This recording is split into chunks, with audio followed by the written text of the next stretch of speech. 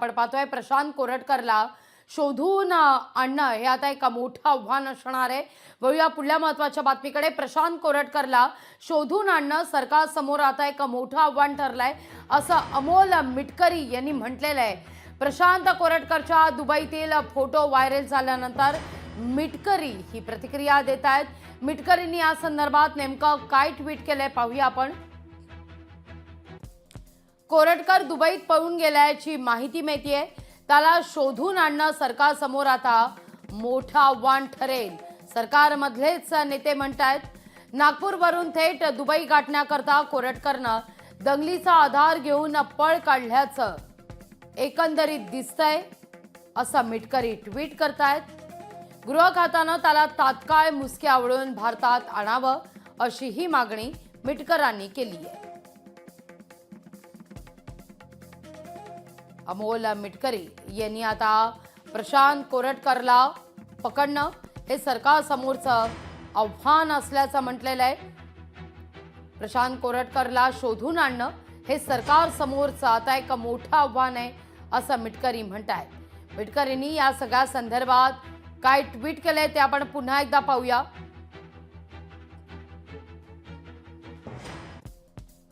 कोरटकर दुबईत पळून गेल्याची माहिती मिळते, त्याला शोधून आणणं सरकारसमोर आता मोठं आव्हान ठरेल। नागपूरवरून थेट दुबई गाठण्याकरता कोरटकरनं दंगलीचा आधार घेऊन पळ काढल्याचं एकंदरीत दिसतंय असंही मिटकरी म्हणतायत। गृह खात्यानं त्याला तात्काळ मुसके आवळून भारतात आणावं अशी मागणी मिटकरींनी केलेली आहे। त्यामुळे आता सरकारमध्येच असलेले मिटकरी सरकारसमोर कोरटकरला पकडणं एक मोठं आव्हान असल्याचं म्हणत असल्यानं पुन्हा एकदा या निमित्तानं विरोधकांमध्ये चर्चा होऊ लागलेली आहे। या सगळ्याविषयी बोलण्याकरता स्वतः अमोल मिटकरी आपल्या सोबत जोडले गेलेले आहेत। मिटकरीजी, तुम्ही म्हणताय की आता कोरटकरला पकडून आणणं सरकारसमोरचं एक मोठं आव्हान असणार आहे, पण गृहमंत्री तुमचे आहेत, मुख्यमंत्रीही तुमचेच आहेत, भाजपचे, तुमची सत्ता आहे, असं असताना मात्र सरकारसमोरचं मोठं आव्हान म्हणताय तुम्ही? हो, त्याचं कारण विचारा। याचं कारण असं आहे की कोल्हापूर सत्र न्यायालयाने जामीन रिजेक्ट केल्यानंतर त्याला जर पळवाट शोधून सापडत असेल कुठे, आता तो दुबईला गेल्याची बातमी जरी असेल पण आम्ही शुअर नाही आहोत की तो दुबईला आहे म्हणून, कारण तो फोटो जुना पण असू शकतो। कारण इतका मोठा देशद्रोहाचा गुन्हा केल्यानंतर एखादा व्यक्ती सहज फ्लाईटनी पळून जाणं एवढं सोपं नाही, नंबर एक। पण नागपूरच्या दंगलीच्या वेळेस तो चंद्रपूरला होता आणि चंद्रपूरमध्ये एक पोलीस त्याला भेटून गेला, ही बातमी मात्र आमच्या कानावर आली, ती खरी आहे। तर गृह खात्याच्या समोर हे आव्हान आहेच ना। जरी मी सत्तेमधला असलो, जरी मुख्यमंत्री माझे असले, जरी महायुतीची सत्ता असली, जरी गृहमंत्री आमच्याच महायुतीचे असले, तरी ह्या बदमाशांना त्याचं काही लाज लज्जा शरम नसते। यांनी एक तर गोष्ट प्रामाणिकपणे कबूल केलेली आहे की त्याचा आवाज तो होता जो इंद्रजित सावंतांना धमकी दिली होती। अगोदर तो टाळत होता की तो माझा आवाज नाही, पोलिसांनी ते सिद्ध केलं।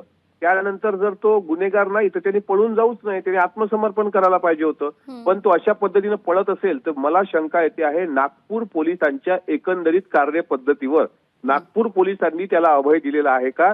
नागपूर पोलिसांची सुद्धा चौकशी या निमित्तानं मुख्यमंत्र्यांनी करावी। मी तशी मागणी स्वतः सोमवारच्या सदनामध्ये करणार आहे।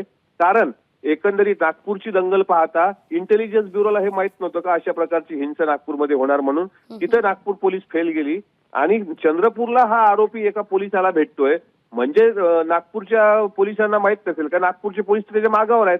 मी स्पष्टपणे आता माझा आरोप आहे की प्रशांत कोरटकरला मोकाट सोडण्यामागे नागपूर पोलिसांचा हात आहे।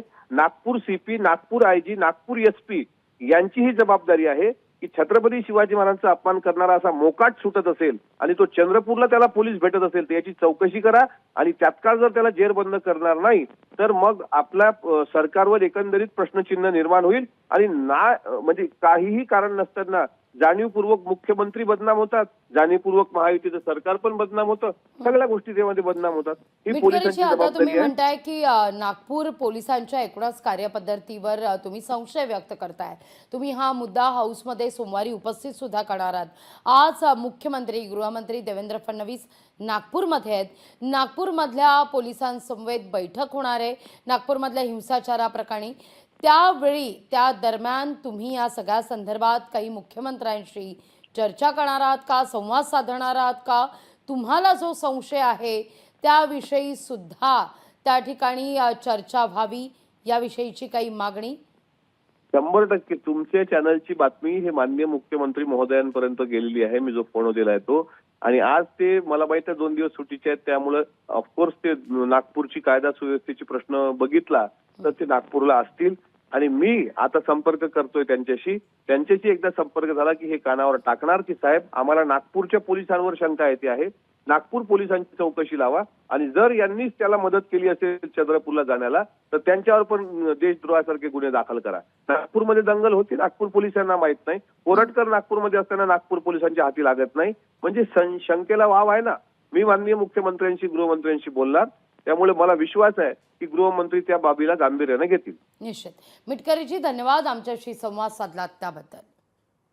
या सगळ्याविषयी बोलण्याकरता शिवसेना उद्धव बाळासाहेब ठाकरे पक्षाच्या उपनेत्या सुषमा अंधारे आपल्यासोबत जोडल्या गेलेल्या आहेत. सुषमाताई, तुम्ही ऐकलं असेल आता मिटकरी काय म्हणत होते. त्यांचं असं म्हणणं आहे की या सगळ्यात मोठं आव्हान असणार आहे आता सरकारसमोर कोरटकरला शोधून आणणं, असं म्हणत असतानाच नागपूरमधल्या पोलिसांच्या कार्यपद्धतीवर सुद्धा त्यांनी शंका उपस्थित केली आहे. नाही, आपण काय होतं ना, एखादी घटना घडते आणि त्या घटनेबद्दल ऍक्शन का घेतली जात नाही म्हणून पोलिसांना बऱ्याचदा जाब विचारतो. पण पोलीस ही फक्त आणि फक्त इम्प्लिमेंटेशन सिस्टीम आहे, अंमलबजावणी करणारी यंत्रणा आहे. मुळात ऑर्डर कुठून निघतात? ऑर्डर गृह खात्याकडून निघतात. काय पोलिसांची मजाल आहे बरं की जर गृह खात्याने पहिल्यांदाच ऑर्डर काढली असती की प्रशांत कोरटकरला संरक्षण द्यायचं नाहीये, त्याच्या मुसक्या आवळून त्याला आणायचं आहे, परंतु त्याला सुरक्षा देण्याची ऑर्डर जी आहे ती ऑर्डर गृह खात्याची होती. त्यामुळे पोलिसांवर बिलं फाडण्याचा अर्थ नाही. मुळात छत्रपती शिवरायांच्या बद्दल कमालीचा द्वेष भाजप आणि भाजपच्या लोकांमध्ये बनलेला आहे. कारण ज्यांना छत्रपती शिवाजी महाराज, संभाजी महाराज, बाबासाहेब आंबेडकर किंवा फुले शाहू हे सगळेच लोक मोडीत काढायचे आहेत आणि ज्यांना श्यामाप्रसाद मुखर्जी, हेडगेवार, गोळवलकर हे नवे संघाचे आयकॉन प्रस्थापित करायचे आहेत, त्यांच्याकडून ही सगळी नौटंकी चाललेली आहे. अगदी धन्यवाद सुषमाताई, आमच्याशी संवाद साधलात त्याबद्दल. कोरटकरच्या अर्जावर सोमवारी मुंबई उच्च न्यायालयात निर्णय सुद्धा होणार आहे. पण त्याच दरम्यान आता कोरटकर दुबईमध्ये पळून गेलाय की काय अशी चर्चा होऊ लागलेली आहे. कारण दुबईतले प्रशांत कोरटकरचे फोटो हे समोर आले आहेत.